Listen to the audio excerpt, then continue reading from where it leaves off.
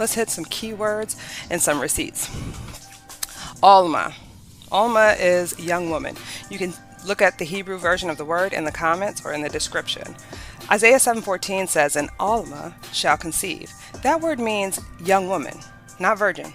But Christian translators, looking to make Jesus' birth a miracle, swapped it for virgin, and boom, we got centuries of purity culture, Madonna virgin obsession, and little girls who are terrified that their worth is dependent upon their hymen.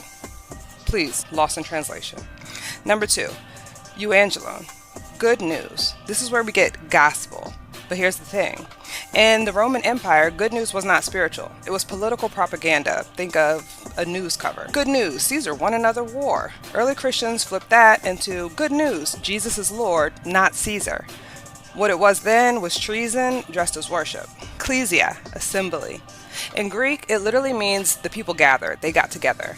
But the King James Version translates it as church, and suddenly faith belongs to buildings and bishops instead of people, humans, living bodies.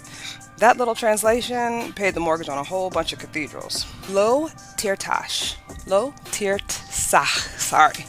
You shall not murder. This one kills me, pun intended. Folks quote that thou shalt not kill, but then they justify wars, executions, lynchings, and colonization.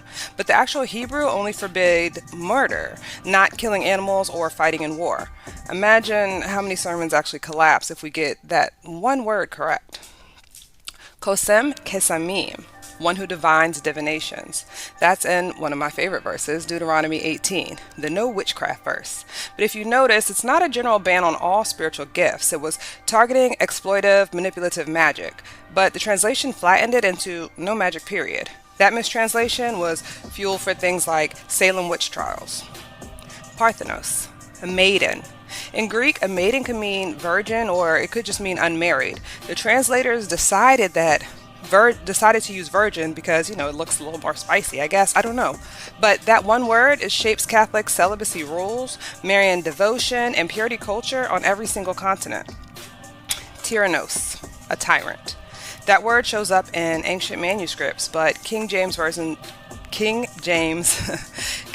translations scrubbed any anti-king notations because King James was not about to fund a Bible that called him a tyrant, right? Amen. So be it. We shout it at the end of the prayers. We shout it at the end of our prayers like it's a period at the end of a sentence. But in Hebrew and Greek, it's a word of collective agreement. It's a word of alignment. We stand with this. We are in agreement with it. It's not passive. It's active alignment. So those are just 8 examples, and there's many more that I could go through. But I think that you understand the point.